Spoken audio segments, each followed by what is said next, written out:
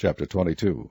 David therefore departed thence, and escaped to the cave Adullam. And when his brethren and all his father's house heard it, they went down thither to him. And every one that was in distress, and every one that was in debt, and every one that was discontented, gathered themselves unto him.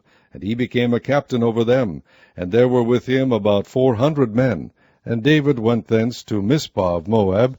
And he said unto the king of Moab, Let my father and my brother, I pray thee, come forth, and be with you, till I know what God will do for me. And he brought them before the king of Moab, and they dwelt with him all the while that David was in the hold. And the prophet Gad said unto David, Abide not in the hold, depart and get thee into the land of Judah. Then David departed, and came into the forest of Hareth. When Saul heard that David was discovered, and the men that were with him, now Saul abode in Gibeah under a tree in Ramah, having his spear in his hand, and all his servants were standing about him. Then Saul said unto his servants that stood about him, Hear now, ye Benjamites, will the son of Jesse give every one of you fields and vineyards, and make you all captains of thousands, and captains of hundreds? That all of you have conspired against me, and there is none that sheweth me that my son hath made a league with the son of Jesse? And there is none of you that is sorry for me, or sheweth unto me that my son hath stirred up my servant against me, to lie in wait, as at this day.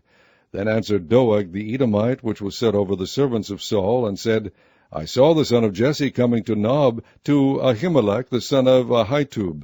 And he inquired of the Lord for him, and gave him victuals, and gave him the sword of Goliath the Philistine.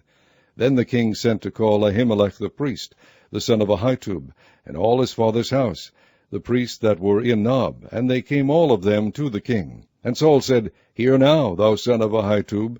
And he answered, Here I am, my lord. And Saul said unto him, Why have ye conspired against me, thou and the son of Jesse, in that thou hast given him bread and a sword, and hast inquired of God for him, that he should rise against me to lie in wait, as at this day? Then Ahimelech answered the king, and said, And who is so faithful among all thy servants as David, which is the king's son-in-law, and goeth at thy bidding, and is honorable in thine house? Did I then begin to inquire of God for him? Be it far from me. Let not the king impute anything unto his servant, nor to all the house of my father, for thy servant knew nothing of all this, less or more. And the king said, Thou shalt surely die, Ahimelech, thou, and all thy father's house.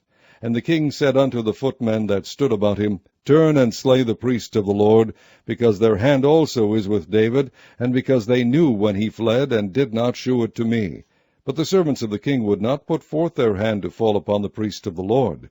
And the king said to Doeg, Turn thou, and fall upon the priests. And Doeg the Edomite turned, and he fell upon the priests, and slew on that day 75 persons that did wear a linen ephod. And Nob, the city of the priests, smote he with the edge of the sword, both men and women, children and sucklings, and oxen and asses and sheep, with the edge of the sword. And one of the sons of Ahimelech, the son of Ahitub, named Abiathar, escaped, and fled after David. And Abiathar shewed David that Saul had slain the Lord's priests. And David said unto Abiathar, I knew it that day when Doeg the Edomite was there, that he would surely tell Saul, I have occasioned the death of all the persons of thy father's house. Abide thou with me, fear not, for he that seeketh my life seeketh thy life, but with me thou shalt be in safeguard.